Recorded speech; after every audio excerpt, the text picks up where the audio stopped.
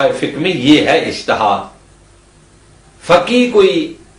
قرآن و سنت و ان چیزوں سے باہر نہیں جاتا، اس کے پاس جو دلیلیں ہوتی ہیں یہ قرآن و سنت و اجماع و عقل اور ان ذرائع سے ہوتی ہیں، نہیں ہے کہ وہ اپنی کوئی جیب سے جو ہے نا وہ دلیلیں نکال کے لاتا ہے اور آ کر بیان کرتا ہے، نہیں۔ جو شخص ایسی توانائی رکھتا ہو کہ استنباط کر سکتا ہو، مسائل کو اخراج کر سکتا ہو ان مربوط ادلہ سے، جو احکام کے لیے مربوط ادلہ ہیں ان سے اگر اخراج کر سکتا ہو، ایسی توانائی رکھتا ہو، اس کو اجتہاد کہتے ہیں۔ ایسے شخص کو مجتہد کہتے ہیں، ایسے شخص کو فقیہ کہتے ہیں۔ بس فقیہ کی تعریف بھی معلوم ہو گئی کہ فقیہ مجتہد وہ شخص ہے کہ جس کے اندر یہ توانائی ہو، جس کے اندر یہ طاقت ہو، جس کے اندر یہ استعداد ہو کہ وہ منابع مربوط جو اسلام کے ساتھ ہیں، احکام کے ساتھ ہیں، ان احکام کے ساتھ جو منابع ربط رکھتے ہیں ان منابع سے مسئلے کو حاصل کر لے، اس کو مجتہد اور اس کو فقیہ کہتے ہیں۔ آیا ویسے ہی بندہ بیٹھے بیٹھے فقیہ بن جاتا ہے؟ یا فقیہ بننے کے لیے بھی کوئی ذرائع ہیں؟ فرماتے ہیں کہ اجتہاد خواب دیکھنے کا نام نہیں ہے۔ اجتہاد کی لغتی معنی خود لغت میں جو ہے ڈکشنری میں اجتہاد کی معنی کوشش اور تلاش ہے۔ جب یہ ہے تو پھر اس فقہی احکام جس شخص نے اخراج کرنے ہیں اس نے ضرور کچھ علوم کو طے کرنا ہے۔ وہ عربی کے اندر ایسے علوم جن علوم کا سیکھنا اس فقیہ کے لیے ضروری ہے، وہ پہلا علم اس کے لیے صرف ہے، نحو ہے، معنی و بیان و بدیع ہے، لغت ہے، منطق ہے، اصول فقہ ہے، رجال ہے، درایہ ہے، تفسیر و علوم و قرآن ہے، اور اس کے پاس آشنائی ہو عرفی محاورات کی اور لوگوں کے ساتھ جو قرآن نے اور سنت نے جو خطاب کیا ہے اس زبان کو جانتا ہو۔ یہ جو صرف ہے یہ کس کو کہتے ہیں؟ اب صرف کا کام ویسے عوام کے ساتھ تو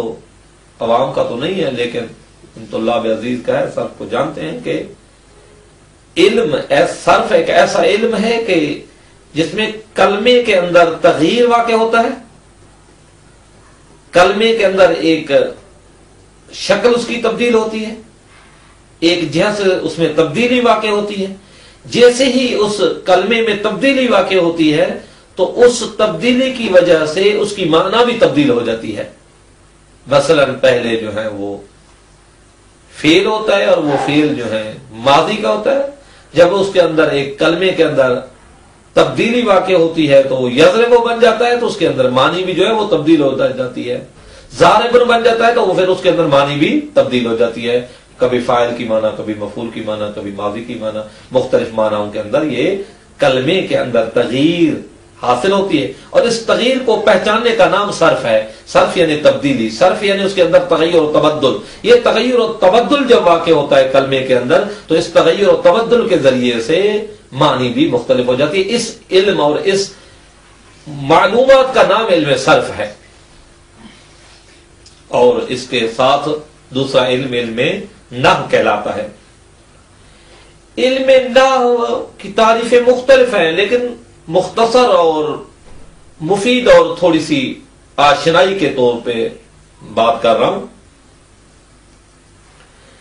ایک کلمے کی ترکیب اور جملے کا بنانا، یہ جو کلمے کی ترکیب ہے اور جملے کا بنانا ہے یہ کام علم نحو کا کام ہے۔ مثلا زید القائم، زید کھڑا ہوا ہے، یہ جو زید کھڑا ہے ہم کہہ رہے ہیں یہ عربی میں بھی کہیں گے تو یہ ہمارے اردو میں بھی ہوتا ہے، یہ انگریزی میں بھی جملہ استعمال ہوتا ہے، تو ظاہر ہے اس کی جو بناوٹ ہے جملے کی، یہ بناوٹ کا عربی میں جو جملے کو بنا رہا ہے اور یہ جو جملے کے اندر ترکیب، کلمے کے اندر ترکیب واقع ہو رہی ہے، چند کلموں کو آپس میں مرکب کیا جا رہا ہے، یہ کامل میں نحو کا کام ہے۔ اس کے بعد معنی و بیان و بدیع ہے، جو فقیہ کو، اجتہاد والے شخص کو ان مقدمات کو طے کرنا ہوتا ہے۔ وہ معنی بیان و بدیع کیا ہوتا ہے؟ ایک ایسا علم جو زیبائی لاتا ہے کلمے کے اندر، اور وہ علم زیبائی لاتا ہے لکھنے کے اندر، وہ علم بولنے کے اندر زیبائی لاتا ہے، اور اس زیبائی کو پہچاننا، یہ کام ہے علم معنی بیان و بدیع کا۔ تیسرا لغت ہے۔ لغت کا کام آپ جانتے ہیں کہ لغت جو ہے وہ کلمات کی جو معنی ہیں اس کو شناخت کرنے میں کام دیتی ہے، ڈکشنری اور لغت۔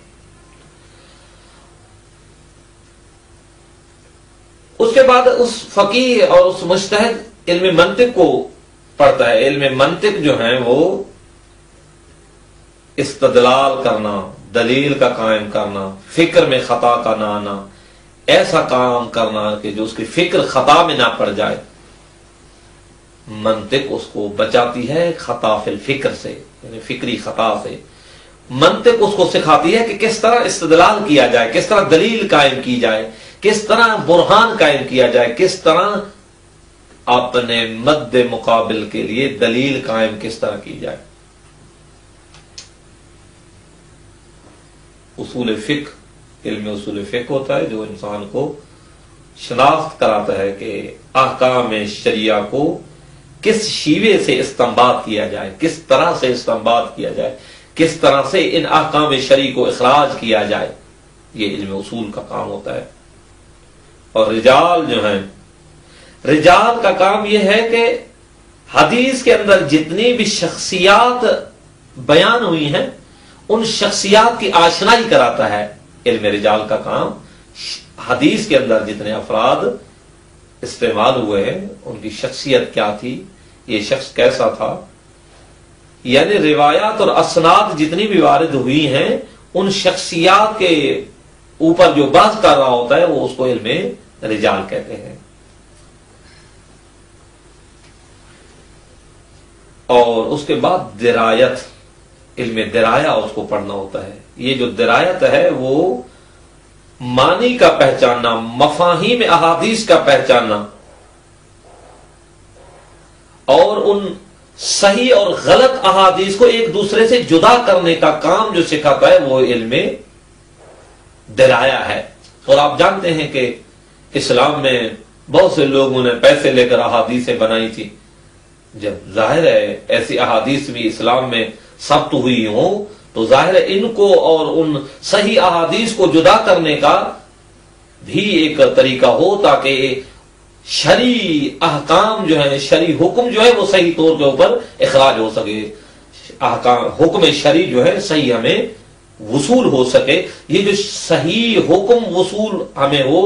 واصل ہو، ہم تک پہنچے شرعی حکم، اس فقیہ کے پاس درایت بھی ہونی چاہیے، علم درایا بھی ہو تاکہ اس حدیث سے صحیح اور نا صحیح کو ایک دوسرے سے جدا کر سکے۔ اور اس کے بعد اس فقیہ کے پاس تفسیر اور قرآن کا علم، یہ آئے نازل ہوئی ہے، مقام شان نزول کیا ہے، اس کی تفسیر کیا ہے، اس کی پردے برداری کرے۔ تفسیر یعنی پردے برداری کرنا، یعنی اس کی معنی، اس مفہوم کو کھول کر بیان کرنا، واضح بیان کرنا، ایک پردہ ہٹانا، دوسرا پردہ ہٹانا، جتنے پردے وہ اٹھا سکتا ہے، جتنے پردے اٹھائے جا سکتے ہیں، یہ تفاسیر ہے، یہ تفسیر ہے۔ پردے برداری کرنا، تفسیر یعنی اس سے پردہ ہٹانا۔ اور وہ شخص فقیہ محاورات عرفی سے بھی آشنائی رکھتا ہو، لوگوں کی جو قرآن اور سنت کے اندر جو زبان استعمال ہوئی ہے، محاورات استعمال ہوئے سنت کے اندر، ان کو محاورات سے آشنائی رکھتا ہو، اس زبان کے اوپر اس کو آشنائی ہو، محاوراتی زبان کے اوپر بھی اس کو آشنائی ہو تاکہ وہ حدیث کو تو سمجھ سکے لیکن محاورتی جو زبان استفادہ ہوئی ہے، استعمال ہوئی ہے، اس کو بھی جانتا ہو تاکہ وہ صحیح طور کے اوپر ایک فتوے کو اخراج کر سکے۔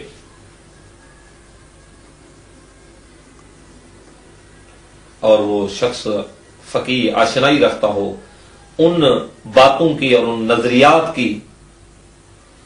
جو خلاف شہرت ابھی تک واقع نہیں ہوئی، ان کے اوپر اجماع ہے، مثلا کسی مسئلے کے اوپر اجماع ہے، کسی مسئلے کے اوپر شہرت ہے کہ یہ مسئلہ سب فریقین کے طرف ایسا ہے، اس کے اوپر اس کو آشنائی ہو کہ یہ مسئلہ شہرت یافتہ ہے اور یہ مسئلہ اجماعی ہے، اور جس کے اوپر معصوم علیہ الصلوۃ والسلام، یعنی ایک ایسا اجماع ہے کہ جس کے اوپر معصوم علیہ الصلوۃ والسلام کی رضایت یا کچھ شامل ہے اس اجماع کے اندر۔ اور اس شخص کو یہ بررسی کرنی آتی ہو فتاوی کی اور اخباروں کی جو اہل سنت کے اندر مختلف موارد میں وارد ہوئی ہیں، یعنی مقام تعارض کے اندر تعارض کے مقام کو جانتا ہو۔ حدیث وارد ہوئی ایک، دوسری حدیث وارد ہوئی اہل سنت سے، یہ حدیث وارد ہوئی اہل شیعہ سے، ان دونوں کے اندر تعارض پایا جا رہا ہے۔ اب یہ کیا کرے، اس مقام کے اوپر کیا کرے، کیسے ان کو دونوں حدیثوں کو جمع کرے، اور دونوں نسبت دے رہے ہوں پاک پیغمبر کی طرف، تو یہ کیا کرے، تعارض کے اندر کیا کرے، یعنی تعارض چاہے اس طرف سے ہو یا تعارض چاہے دونوں فریقین سے نہ ہو، ایک فریق سے ہی تعارض احادیث میں واقع ہو رہا ہو، اس تعارض کو بھی وہ فقیہ جانتا ہو یا جاننا اس کے لیے ضروری ہے۔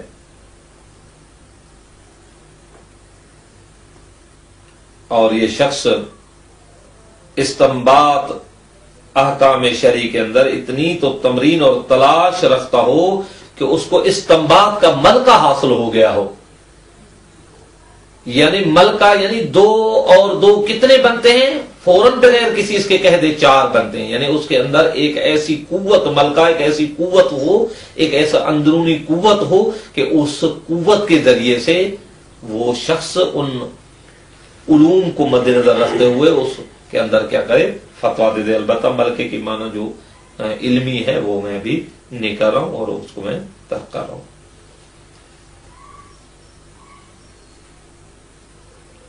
بس جب یہ ہے، ان علوم کو جب ایک فقیہ شخص فرد حاصل کر لیتا ہے جن بھی شرائط کے تحت، وہ شخص فقیہ اب مقام عمل کے اوپر اس فتویٰ کو اخراج کرتا ہے، اس فتوے کو حاصل کرتا ہے، ان علوم کو نظر رکھتے ہوئے جب اس کو یہ کرتا ہے